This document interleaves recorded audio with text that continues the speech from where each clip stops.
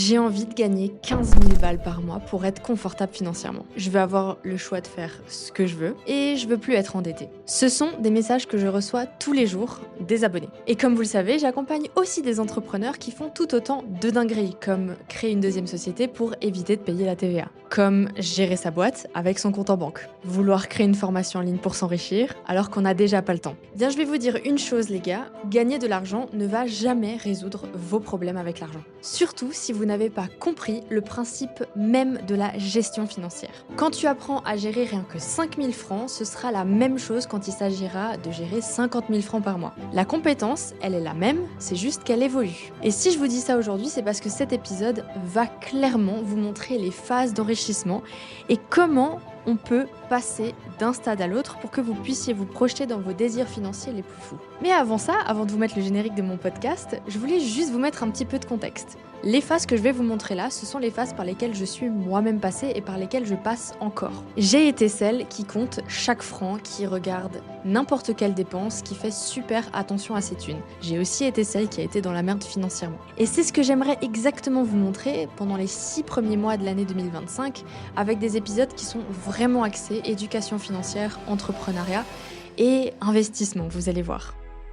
Tout d'abord, bienvenue sur Coach ton budget et business, le podcast dédié à la thune, à l'ambition, à la réalisation de ses rêves, mais aussi au marketing et à l'entrepreneuriat en Suisse particulièrement. Je suis Janice, formatrice en marketing et business, mais aussi créatrice de contenu dans la finance personnelle. Dans ce podcast, on parle d'argent pour s'éduquer, apprendre à gérer, comment réaliser nos projets de vie avec. Si tu es nouvelle ou nouveau, abonne-toi pour ne manquer aucun épisode, ils sont pépites et très importants. Mets une note à ce podcast si tu l'aimes, et puis si tu l'aimes encore plus, tu peux t'abonner à la newsletter et tu l'auras dans ta boîte mail directement toutes les semaines. Le podcast est disponible sur YouTube, sur Spotify, sur Apple Music, vraiment partout. Alors n'hésite pas à suivre Coach ton budget et business. Allez, c'est parti pour le sujet de la semaine.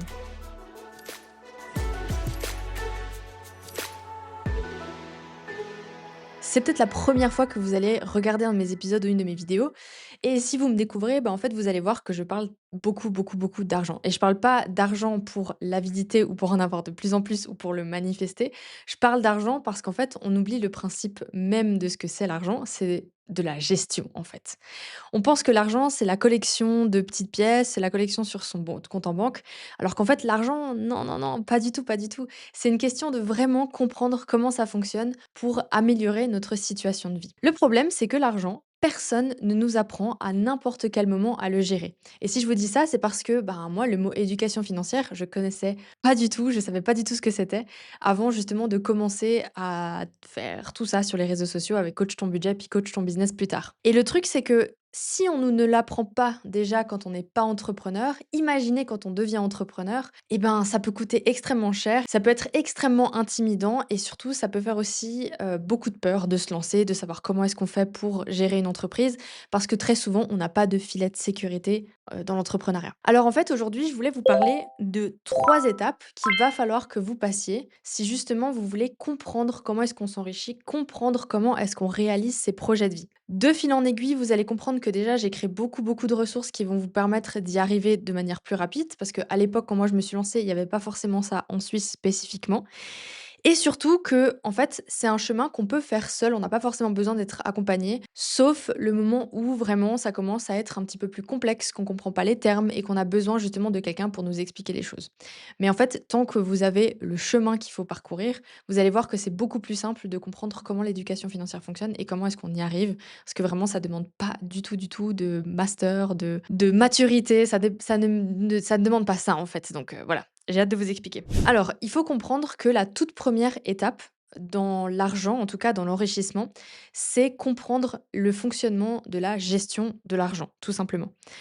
En fait, ce qu'on pense souvent, c'est qu'on va commencer à gagner plus d'argent et du coup, on va commencer à avoir aussi plus d'argent de côté. Fondamentalement, c'est vrai parce qu'on a plus de pouvoir d'achat, mais qui dit pouvoir d'achat dit aussi le fait de dépenser davantage.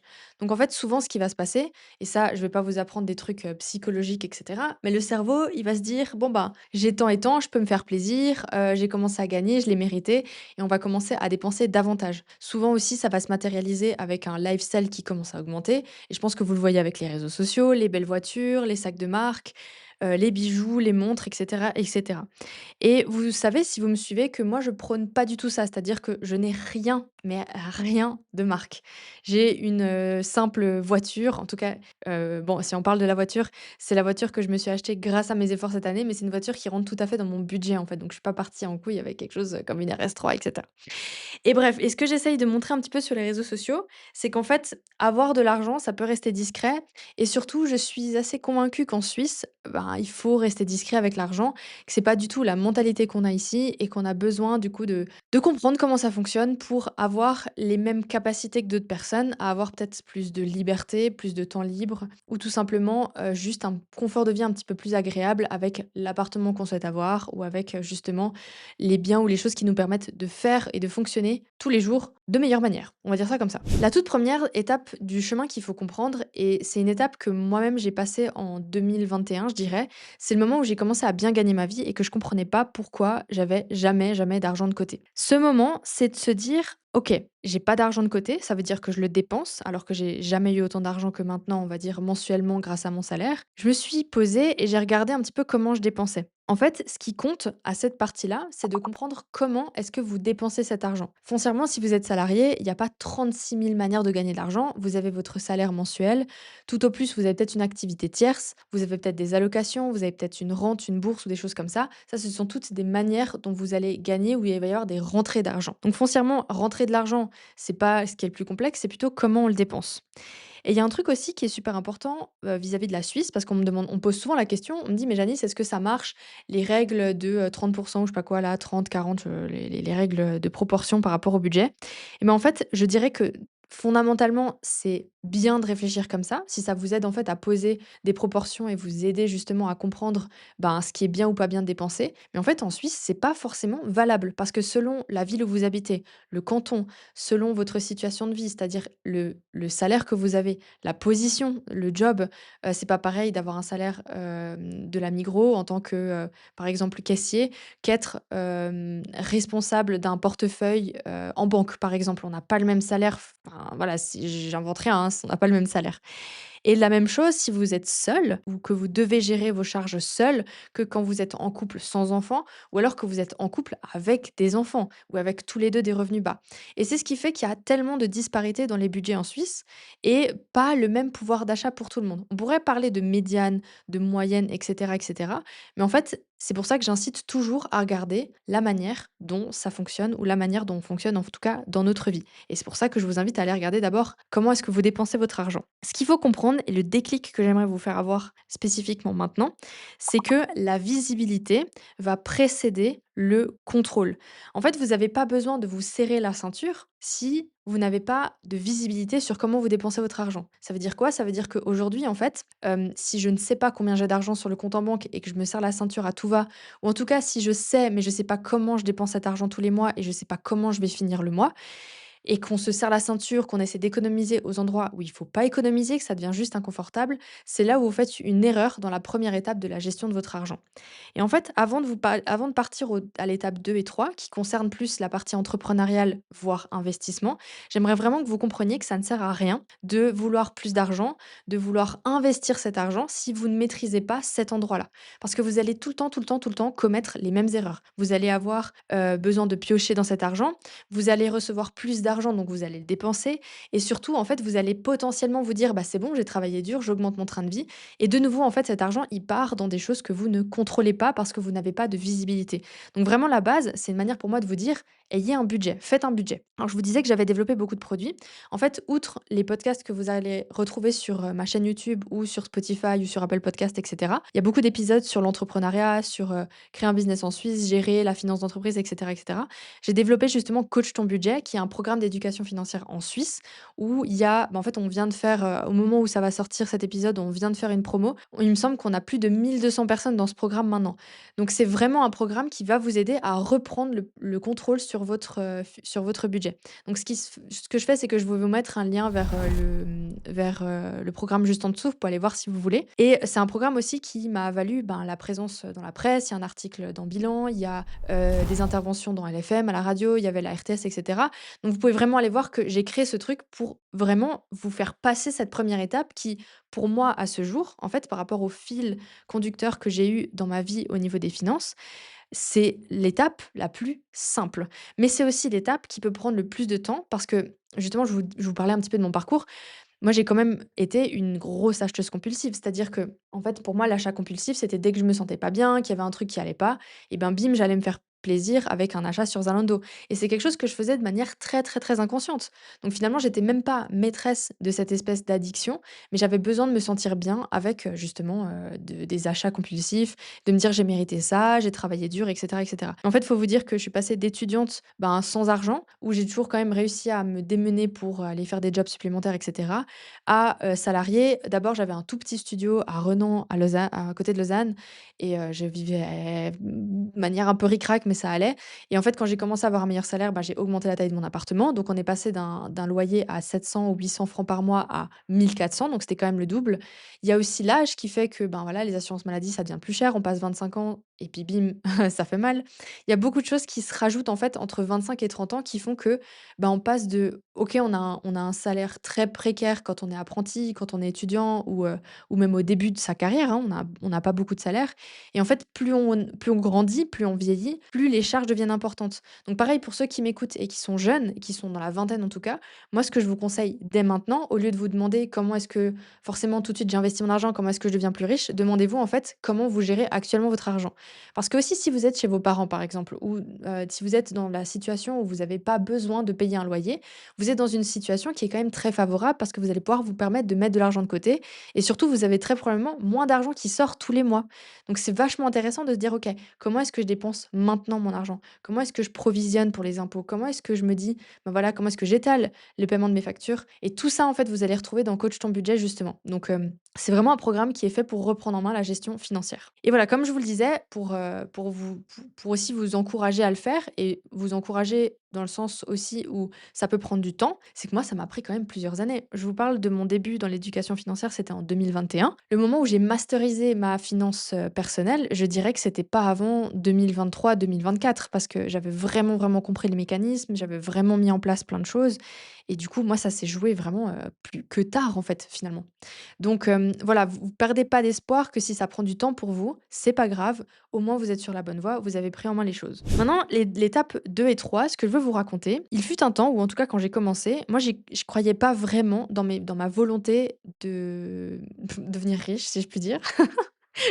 En tout cas, d'être libre financièrement.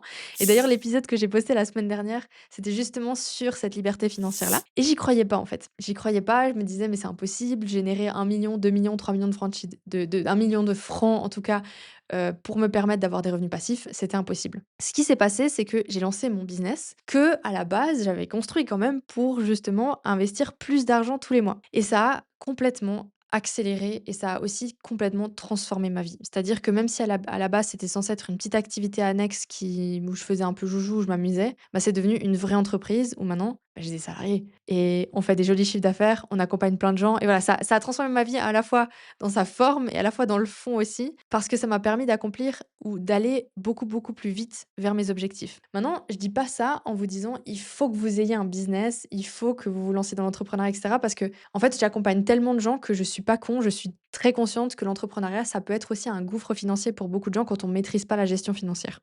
C'est pour ça que je vous parle de ces étapes, que cette étape de gestion, elle va être primordiale si vous voulez correctement gérer un petit business, vous lancer, être 100% indépendant, avoir cette liberté aussi que l'entrepreneuriat nous offre. Elle a un prix quand même, je vais pas vous mentir. Vous pouvez y arriver à condition que vous sachiez maîtriser la gestion à la base. Parce que le business vous demandera de gérer encore plus, de gérer potentiellement des salariés, de gérer une trésorerie, de gérer des entrées et des sorties d'argent de manière plus globale. Donc la partie 2 dans laquelle je vais vous emmener, c'est la partie un peu entrepreneuriale justement de ce parcours de l'enrichissement. Maintenant, si vous n'êtes pas dans une situation où vous voulez devenir entrepreneur ou que ça ne vous intéresse pas du tout, vous pouvez directement passer à la partie 3 parce qu'on va parler investissement justement. Si ça vous intéresse ou si vous vous êtes ouvert à l'idée de devenir un jour entrepreneur ou d'avoir une activité annexe ou entrepreneuriale, ben, restez là parce que je vais vous expliquer justement comment est-ce que perso ça a fonctionné pour moi et aujourd'hui j'accompagne certains profils de mes clients aussi vers cette voie-là. Déjà, ce qu'il faut comprendre, c'est l'étape 2 quand on veut devenir entrepreneur, c'est pas juste de trouver l'idée business qui sera passive et qui vous permettra d'avoir le jackpot. Typiquement, se dire: «Allez, je lance une formation en ligne, c'est génial, ça va me faire plein d'argent». Vous savez, je le dis tout le temps dans ce podcast, ce n'est pas vrai. Ça va vous demander des compétences en marketing qu'il faut maîtriser. Si vous les avez, alors c'est génial, ça va vous permettre d'aller plus vite. Moi, c'est clairement ce qui s'est passé avec Coach ton budget au tout début.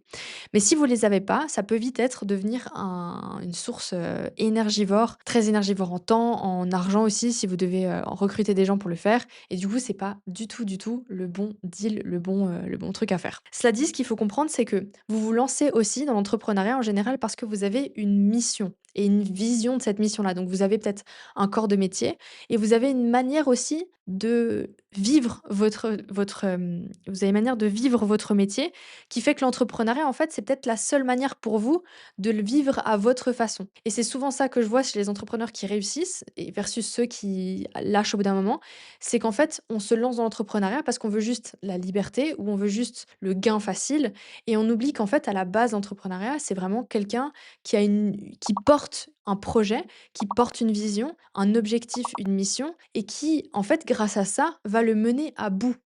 Et en fait, ça, c'est bien de l'avoir, mais après, si derrière, de nouveau, vous n'avez pas les outils de gestion, donc pilotage, comprendre comment on va chercher des nouveaux clients, comprendre comment est-ce qu'on gère sa boîte, en fait, de manière générale. On a des clients, on a du SAV, on a des salariés, on a des choses ces choses-là, en fait, vous allez pas y arriver. Ça va être très compliqué. Maintenant, c'est pas parce qu'on se lance dans l'entrepreneuriat qu'on a besoin d'avoir une boîte à méga succès avec plein de salariés, avec des bureaux partout en Suisse et cetera. C'est pas du tout ça. Moi, c'est pas mon cas. En fait, on est là, maintenant où je vous parle, on est 4 salariés et 3 freelances qui bossent, pour, CTB. En fait, c'est pas du tout ça. Ce que je veux vous expliquer, c'est qu'il y a moyen d'avoir l'activité do que vous rêvez d'avoir, peut-être solo, peut-être, avec un ou une partenaire ou un ou une associée, qui vous permettra, en fait, de vivre très confortablement et d'atteindre vos objectifs comme moi je le fais, avec un bon pilotage, avec le bon modèle d'affaires, avec une offre et un business qui est adapté au marché, dont les gens vont adorer en tout cas les prestations parce que ça répond à leurs besoins. Et c'est ça qu'il faut comprendre d'une activité entrepreneuriale réussie. Maintenant, moi, ce que je vois dans les clients qu'on accompagne, donc aussi juste pour vous faire un petit topo, parce qu'après, je sais que j'ai beaucoup de demandes et qu'on m'écrit: «Ah, j'aimerais bien prendre un call avec toi», et en fait, vous comprenez pas forcément qu'est-ce qu'on fait et comment on fait. Si vous voulez, il y a toute la partie éducation financière chez CTB avec Coach ton budget, Coach ta bourse, où là, en fait, ce sont des programmes en autonomie que vous allez pouvoir suivre pour apprendre à investir et apprendre à faire votre budget. Là-dessus, moi, je ne donne pas du tout de one-one dans la gestion financière. C'est quelque chose que j'ai décidé de ne pas faire parce que je pense qu'il y a beaucoup de gens sur le marché qui font ça très bien et pour qui c'est le travail. Moi, je prémâche le travail de l'éducation financière et après, ça vous permet d'être formé, d'avoir le minimum vital en tout cas pour aller voir conseiller financier, d'aller voir une banque, d'aller voir un assureur, etc. pour prendre les meilleurs choix que vous pouvez. Et surtout, pas vous faire embobiner avec quelqu'un qui veut juste vous faire signer quelque chose. Voilà, ça m'énerve. L'autre partie de CTB, qui est aujourd'hui l'activité principale en fait de CTB, c'est l'entrepreneuriat. C'est-à-dire qu'on accompagne au travers de 2 programmes les entrepreneurs en Suisse. C'est vraiment un programme fait pour les Suisses. Enfin, c'est vraiment fait, c'est pour la Suisse et fait par les Suisses. Voilà, c'est un peu comme ça que je dirais. Et du coup, là, on va avoir Objectif Fondation, qui est pour ceux qui font en général moins de 70 000 francs de chiffre d'affaires, on va dire même en dessous de 50 000, ceux qui démarrent ou ceux qui ont de la peine à se verser un salaire tous les mois avec leur activité.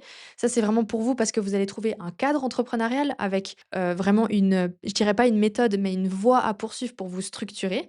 Et aussi d'autres personnes qui sont dans votre cas de figure et qui sont aussi dans la même vibe en fait que CTB. On a vraiment ce truc chez CTB qui fait que vous vous retrouvez avec des entrepreneurs qui sont un petit peu qui ont envie, en fait, comme vous, de développer une activité avec les ressources nécessaires pour l'entrepreneuriat, en fait. C'est-à-dire que on fonctionne pas chez CTB avec des méthodes toutes faites et appliquez-les, vous allez vous faire du cash. Moi, j'ai toujours eu cette philosophie de vous apprendre l'entrepreneuriat, le vrai entrepreneuriat, parce que si un jour, et c'est arrivé avec certains de mes clients, qu'ils finissent par recruter, par avoir une PME, par avoir un chiffre d'affaires qui double quadruple même pour certains et de me dire: «Jany, je me sens vraiment entrepreneur». Moi, c'est ça, en fait, où je me dis: «Job is done». Vous vivez confortablement, vous avez la liberté et vous pouvez commencer à planifier la suite.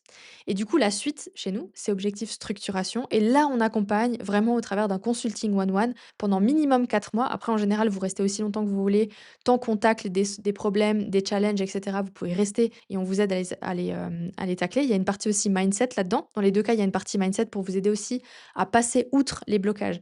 Et là, on n'est pas du tout dans des trucs holistiques ou perchés. En fait, c'est vraiment quels sont vos blocages, comment est-ce qu'on vous aide à passer au-dessus pour vous permettre d'accomplir tous vos objectifs entrepreneuriaux. Et du coup, moi, ce que je vois, parce que je vais avoir des profils en fait dans structuration, par exemple, qui sont en structuration ou en redémarrage d'activité, c'est-à-dire que c'est des gens qui pivotent en fait dans leur activité parce qu'ils veulent faire autre chose ou différemment, ou ça peut être des personnes qui sont déjà très loin et qui ont besoin d'une gestion financière de leur entreprise, ou en tout cas d'apprendre la gestion financière de leur entreprise.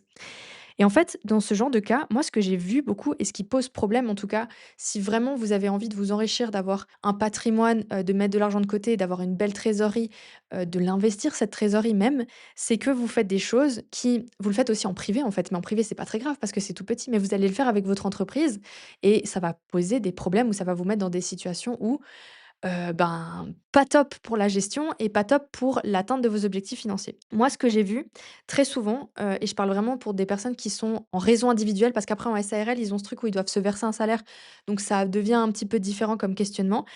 Mais c'est vraiment de fait de ne pas se payer vraiment un salaire. Pour toute cette partie-là, finance pure, je vous renvoie à la vidéo que j'avais fait il y a quelques semaines sur justement les erreurs qu'on fait, les erreurs de gestion financière qu'on fait dans son business. Il y a vraiment, il y en a même 2 je crois. Il y a une partie un petit peu plus, admin et il y a une partie un petit peu plus finance. Moi, ce que je vois, c'est vraiment venir piocher quand on en a besoin, pas se verser un vrai salaire, voire même pire, en fait, ne pas avoir des comptes séparés entre votre compte privé et votre compte, entreprise, en fait. Ça, en SARL, c'est logique, ça se fait ou en SA. Mais après en raison individuelle, parce que c'est la structure juridique qui l'impose et la comptabilité aussi.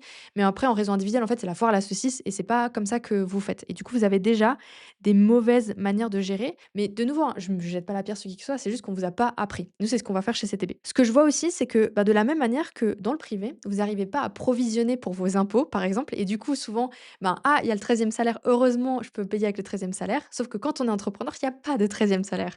Il y a peut-être une vente qui va faire qu'on a un gros mandat qui tombe en fin d'année, ouf, ça va payer les impôts ou ça va payer l'AVS ou des trucs comme ça, mais en fait, vous n'apprenez pas à provisionner correctement vos charges. Et du coup, vous êtes en flux tendu, vous avez une trésorerie qui est parano et vous êtes tout le temps en train de regarder si vous aurez assez d'argent pour payer la prochaine facture. Et du coup, aussi, vous accusez souvent la saisonnalité du business. Vous dites, ouais, mais là, c'est des mois difficiles, c'est l'été, on n'a plus personne, ou c'est l'hiver, on n'a plus personne, etc. Vous accusez la saisonnalité de l'entreprise alors que foncièrement, c'est juste un problème de gestion au global annuel de votre argent. Quand je dis piloter sa boîte, en fait, c'est vraiment comprendre ce qui rentre et ce qui sort. Et ça fait écho avec la première partie, la première étape dont j'ai parlé juste avant d'un point de vue thune. C'est que vous ne connaissez pas, en fait, combien vous dépensez, vous connaissez pas combien rentre, vous n'avez pas de visibilité parce que si vous, souvent, vous savez pas aller chercher les clients, vous savez pas comment avoir des nouveaux clients, vous ne maîtrisez pas, en fait, vos systèmes de marketing, d'acquisition, de fidélisation, de conversion, etc. Donc ça va vous mettre aussi dans une certaine faiblesse par rapport à votre vision, on va dire, de l'avenir de la société. Il n'y a pas de visibilité non plus. Vous faites pas de prévision, il y a rien de tout ça. Et du coup, derrière, ce que ça va aussi faire, c'est que vous n'avez pas de visibilité par rapport à vos marges et vous ne suivez pas votre croissance. Vous ne savez pas si vous êtes en croissance, justement, vous ne savez pas si vous êtes stable, vous savez pas si vous êtes en décroissance, vous ne suivez rien de tout ça. Et avant de parler de finances, on parle aussi de KPI type Key Performance Indicators comme les prospects, comme la visibilité, le nombre de personnes qui a visité votre site, le nombre de clics, vous ne traquez même pas tout ça. Donc en fait, d'un point de vue finance, évidemment, ça va pas suivre et vous ne pourrez pas le corréler dans l'autre sens en fait aussi. Donc voilà, tout ça, c'est par exemple des choses sur lesquelles j'ai accompagné quelques clients depuis la fin d'année. Il y avait pas mal de clients, on a de plus en plus de demandes par rapport à ça parce qu'on se rend compte que vraiment la gestion financière n'est pas apprise dans l'entrepreneuriat et fondamentalement, je ne saurais même pas où aller pour apprendre. Enfin, je sais que moi, je l'ai appris en partie à l'université, dans les cours de comptabilité, en fait, finalement, parce qu'on fait quand même beaucoup de comptabilité dans tout ce qui est économie d'entreprise, en tout cas dans les parcours d'économie d'entreprise ou soit même HEC, puisque j'avais commencé par là. Et moi, j'ai appris là-dedans, mais après, fondamentalement, sur le terrain, il faut pouvoir l'appliquer. Il n'y a pas vraiment quelqu'un qui va pouvoir vous permettre de comprendre comment gérer ça de manière pédagogique, surtout si vous êtes une quille au niveau des finances. Voilà, ça, c'est ce qu'on fait chez CTB. Et ce que je vois, en fait, c'est vraiment de manière globale, pour résumer un peu tout ce que j'ai dit, c'est tout mélanger, ne jamais regarder ces chiffres, subir votre entreprise de la même manière que vous allez subir vos finances perso, ne pas s'autoriser telle et telle dépense, ne pas s'autoriser telle et telle sortie, se serrer en permanence la ceinture parce que vous n'avez pas de visibilité sur votre argent. Ça, c'est un truc, mais vraiment, c'est la base de la gestion, c'est la visibilité. Maintenant, je vois, je sais ce que vous allez dire. C'est compliqué de faire des tableaux quand on ne sait pas comment faire, on ne sait pas comment faire, on ne sait pas comment s'orienter. C'est pour ça que pour moi, à cet endroit-là, d'abord, il s'agit de comprendre un petit peu les flux et après, c'est tester. Il faut vous dire que pendant des années, j'ai testé moi-même des tableaux, j'ai essayé de les faire moi-même, j'ai pris des templates, je les ai refaits moi-même. J'ai fait tellement de tests pour arriver à des manières de piloter à la fois mon cash à moi perso. Maintenant, c'est bon, en fait, je vous dis, je fais quasiment plus. Non, c'est pas vrai. J'ai un budget quand même pour mon couple, parce qu'on est à deux, du coup, ça, je le disais, je crois, déjà la semaine dernière. Mais après, pour ma finance perso, en fait, je fais plus du tout de budget parce que j'ai tellement peu de dépenses que voilà, je fais que travailler tout le temps, hein, on va pas se mentir. Voilà, donc j'ai pas beaucoup de dépenses. Pour l'instant, du coup, j'ai pas la nécessité de reprendre un budget ou de faire un tableau Excel. Par contre, pour la société, clairement, j'ai fait des accompagnements entrepreneuriaux et je pense et je trouve qu'on nous donne jamais assez de structure au niveau des fichiers. Donc moi, je me suis dit: «Ben, comment est-ce que je peux aider mes clients à faire ça?» Je les construis moi-même, je les forme et je les aide à faire ces fichiers comme eux, ils auraient envie de les faire pour qu'ils puissent les piloter. Parce que ça sert à rien qu'on vous donne un template si derrière vous ne savez pas comment l'utiliser. Donc voilà, c'est au-dessus du template, c'est vraiment comment est-ce qu'on va chercher le pilotage avec quelque chose qui nous convient et qu'on peut aussi modifier avec le temps au fur et à mesure que l'entreprise grandit. Le shift à prendre, c'est de vous dire qu'au lieu d'être passager dans votre boîte, vous allez devenir pilote. Je pilote, j'ai les commandes. Qu'est-ce qu'il faut pour devenir pilote en Top Gun, hein? Il faut comprendre le tableau de bord. Il faut comprendre comment ça se passe de voler dans les airs. Il faut comprendre comment on atterrit, comment on décolle. Il faut apprendre à faire ces choses-là. Donc c'est facile d'apprendre, c'est juste qu'il faut vous trouver la bonne personne pour ça. Dans toute cette histoire d'éducation financière, d'enrichissement, et cetera, là où je veux en venir, parce que quand même c'était un bon endroit pour démarrer, pour se dire: «Mais en fait, je me suis lancée dans l'entrepreneuriat, mais j'ai pas plus d'argent qu'avant, je suis même plus ric-rac. Pourquoi? Je comprends pas». Bah, c'est foncièrement à cause d'un mauvais pilotage d'entreprise, en fait, à la base. Parce que vous l'avez pas appris ou parce que vous comprenez pas, en fait, ce que vous faites. Et de nouveau, il y a rien de mal, hein, c'est juste qu'il faut apprendre. Maintenant, là où je veux vous emmener, pour toutes les personnes qui se disent: «OK Janice, c'est beau ce que tu nous dis, mais moi je maîtrise, et en fait je sais pas ce que c'est la suite». La suite, en fait, c'est comprendre comment on va réutiliser l'argent généré par l'entreprise. On peut choisir de le laisser dedans, de remplir sa trésorerie. C'est vraiment exactement comme la finance perso, à soi, hein. On peut choisir de le garder dans l'entreprise. Là, à ce niveau-là, si on a déjà une trésorerie, qu'on est déjà bien, bah, je vois pas trop l'intérêt. En fait, c'est du cash qui dort. On peut choisir de se payer un dividende et du coup d'avoir un bonus. On peut choisir de réinvestir cet argent dans la société avec justement des nouveaux outils, avec des choses qui vont vous permettre de développer un produit, avec de la main-d'œuvre ou peut-être augmenter les salaires, augmenter la productivité, des choses comme ça. Ou vous pouvez choisir de réinvestir cet argent. Là, je ne vais pas rentrer dans les cas complexes parce qu'on rentre vraiment dans de la fiscalité pure et dure, surtout que ça dépendra en fait de où vous en êtes, vous, dans votre structure juridique. Est-ce que vous avez une SA? Est-ce que vous avez une holding? Est-ce que vous êtes en réseau individuel? L'argent qu'il y a dedans, de combien on parle? Quelle est la croissance de l'entreprise? Il y a beaucoup, beaucoup de questions à ce niveau-là on peut pas, je peux pas juste vous dire, mais oui, mais faites une holding et puis mettez vos sociétés dedans. En fait, ça dépendra toujours de votre cas. Et moi, en fait, j'ai commencé à mettre le pied dedans parce qu'en début d'année 2025, j'avais eu un partenariat avec Swissborg et j'avais investi un petit peu de cash de la société en bitcoin. Et j'ai vu, bon après, c'était pas le bon moment pour investir en bitcoin, on s'entend, mais moi je suis plutôt du genre, je fous mon argent, j'y touche plus. Donc à la limite, c'était pas très grave. À ce jour, je pense que j'ai perdu peut-être 150 balles sur la fortune totale, donc j'ai pas gagné d'argent. Mais c'est aussi pour vous dire que voilà, shit happens, et même encore, c'est pas shit happens, mais voilà, ça fait partie des choses dans l'investissement. Mais il n'y a pas que ça, il n'y a pas que le bitcoin. Vous pouvez avoir des actifs de la société investis en bourse et vous pouvez aussi avoir une structure juridique qui va vous permettre de faire des investissements dans des sociétés et dans l'immobilier. Et c'est là où je veux en venir. La troisième partie de ce parcours que vous avez envie de prendre pour être plus à l'aise financièrement, c'est la construction du patrimoine. La construction du patrimoine, ça veut dire quoi? Veut dire qu'on va avoir de plus en plus d'actifs qui deviennent passifs pour actifs qui deviennent passifs. Les comptables en PLS quand je dis ça. Ce que je veux dire, c'est que vous allez avoir de plus en plus de en plus, moi, je m'en mêle tout le temps les pinceaux avec débit, crédit, passif, actif, à droite, à gauche. Franchement, je vous dis, mais je pense que c'est pour ça que j'avais eu à l'époque, une mauvaise note en compta parce que en fait, je suis quelqu'un qui déjà, je confonds ma droite et ma gauche. Donc comment voulez-vous que j'arrive à comprendre la différence entre un débit non, c'est pas vrai quand même, je comprends la différence, je suis pas con, mais c'est juste que parfois je mixe les trucs où je commence à parler d'actifs, mais c'est du passif, je commence à parler de passif, mais c'est bref, voilà, bon, c'est pas grave, vous allez comprendre ce que je veux dire. À un moment donné, vous allez avoir envie d'avoir de l'argent qui travaille pour vous, d'accord? Et ce que je vois souvent chez les entrepreneurs qui réussissent déjà, qui ont un joli chiffre d'affaires, qui viennent vers moi et qui me disent: «Mais moi, Janice, je veux faire une formation en ligne, je veux faire ci, je veux faire ça parce que ça va être du revenu passif» et cetera. En fait, souvent, j'ai envie de vous dire: «Bad idea!» parce que surtout que vous avez déjà l'agenda qui est plein, comment est-ce que vous allez caser un nouveau produit qu'il va falloir gérer, qu'il va falloir marketer et cetera, OK? Je l'ai déjà dit dans plein d'épisodes, donc je vais pas nouveau non plus me répéter à ce sujet-là de nouveau ici. Au lieu de ça, ce qui serait intéressant, c'est de voir votre capacité financière d'investir cet argent, d'accord? Vous avez la trésorerie qui est confortable, vous avez une visibilité sur votre activité dans les prochains mois, vous pouvez investir cet argent. Je vais juste faire un tout petit disclaimer ici, c'est pas parce que je dis ça qu'il faut le faire, OK? Ça constitue pas un conseil en investissement. Je vous dis juste, je vous ouvre un peu les portes de la construction d'un patrimoine parce qu'il y a plein, plein, plein de manières de construire un patrimoine. Et d'ailleurs aussi, ben, je saute sur l'occasion pour vous dire que des gens vont vous dire que acheter des montres, acheter des voitures, de collection, ça va vous permettre de construire également un actif, un passif qui va générer à terme, au bout d'un moment, de la valeur et donc vous allez pouvoir revendre avec une plus-value. Pas forcément, d'accord? Et c'est là où je veux tout vous dire, c'est là où je veux vraiment vous mettre en garde. Attention quand vous prenez ce genre de décision, c'est pas parce que tonton Gilles vous a dit que c'était une bonne idée qu'il faut le faire. Mesurez toujours les risques et faites ça en fonction de votre situation. Alors, comment est-ce qu'on fait pour construire du patrimoine? Parce que du coup, maintenant, il y a ceux qui sont passés à la partie 3 qui me disent: «OK, enough entrepreneuriat Janice, parle-nous de comment est-ce qu'on construit un patrimoine». Il y a plein de manières de construire un patrimoine. Vraisemblablement, un patrimoine, ça peut être constitué avec de l'épargne, ça peut être constitué avec un troisième pilier, avec de l'investissement en bourse, avec la détention de sociétés, avec la détention d'un patrimoine immobilier. Tout ça, ce sont des manières de détenir en fait un patrimoine. D'accord? Tout va dépendre de votre base de fonds propres hein, finalement, parce que ça va vous donner accès à certains trucs et ça va pas vous donner accès à d'autres choses.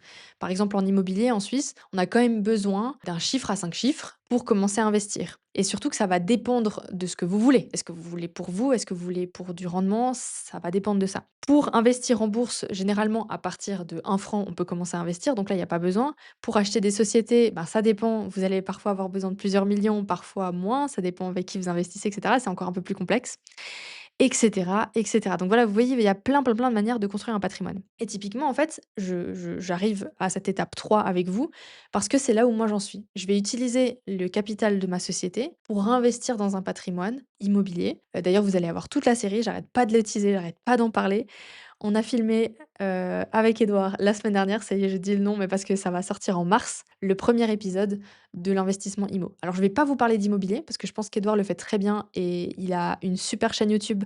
Je crois qu'il poste 2 vidéos par semaine sur l'immobilier en Suisse. Mais par contre, je vais vous expliquer, bah, comment est-ce qu'il va m'accompagner, ou en tout cas comment est-ce que Inved, sa société, va m'accompagner pour créer ça avec CTB.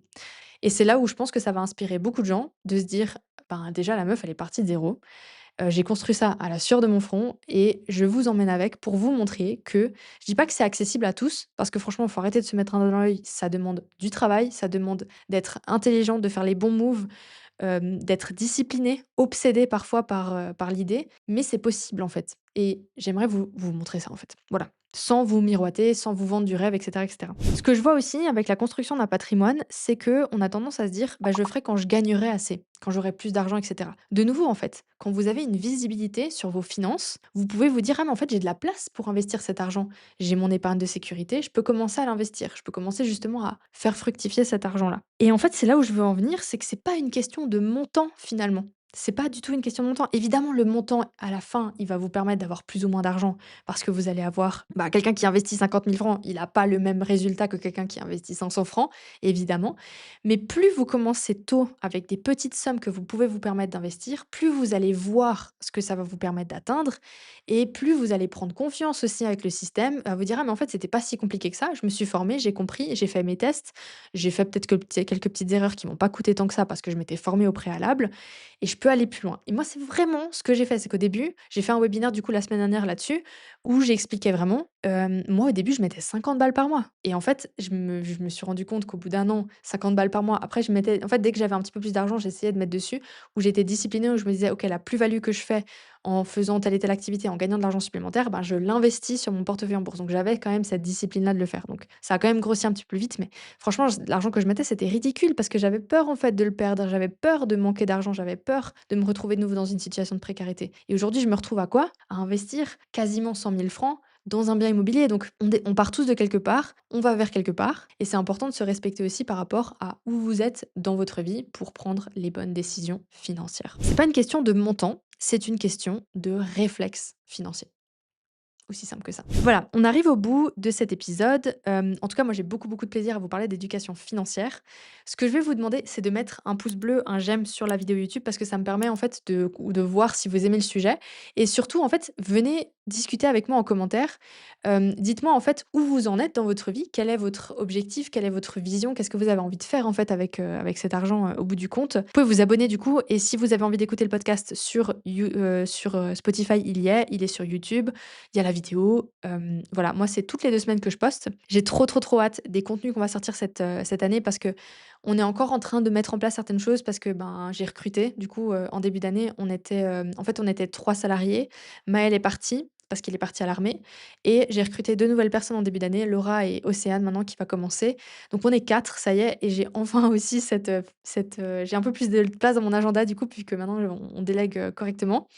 Et je me réjouis en fait de passer plus de temps à la création pour vous montrer vraiment comment ça se passe. Maintenant, si vous voulez vous faire accompagner, je mettrai tous les liens dans la barre d'infos. Il y a des ressources gratuites. Il y a le lien pour prendre un rendez-vous avec moi. Il y a le lien pour vous informer au sujet d'Objectif Fondation. Les places rouvrent en mars. On n'ouvre que tous les 3 mois. Donc si vous voulez des résultats pour cet été, c'est en mars que ça se passe. D'accord? Si vous voulez commencer à avoir des résultats cet été, ou en tout cas avant cet été, parce que moi je ne vous fais pas miroiter des résultats en 6 semaines, vous avez les résultats. Alors, juste petit disclaimer quand même par rapport à ça. J'ai un étudiant là, un élève, un client qui est passé dans fondation et qui a eu des méga résultats en l'espace de 3 mois et lui, il va pouvoir accéder à la structuration beaucoup plus vite que la moyenne. C'est juste pour vous dire que ça va dépendre de comment vous captez l'information et comment vous le mettez en place. Donc in fine, moi je suis pas là pour vous dire dans 6 semaines vous avez un truc high ticket et puis vous faites 10 000 balles par mois, je suis pas là pour vous dire ça. Moi je suis là pour vous montrer la réalité du terrain, comment est-ce qu'on met les choses en place pour avoir une activité sereine et pérenne dans le long terme et que vous ayez plus besoin de moi les gars. Non, je rigole, vous avez quand même besoin de moi après parce que vous vous rendez compte que la gestion financière, c'est quelque chose, donc vous m'appelez quand même après. Bref, tout ça pour dire qu'on a la petite team qui est au complet maintenant et je vais vous les présenter évidemment au travers d'épisodes, du contenu qu'on va faire et voilà. En tout cas, merci beaucoup de nous suivre déjà depuis, 2 ans que le podcast existe. Non, 1 an et demi? 2 ans? Je sais plus, 2 ans. J'ai beaucoup de plaisir et sur ce, je vous souhaite un magnifique week-end. Beaucoup de plaisir dans vos finances ce week-end. À tout bientôt.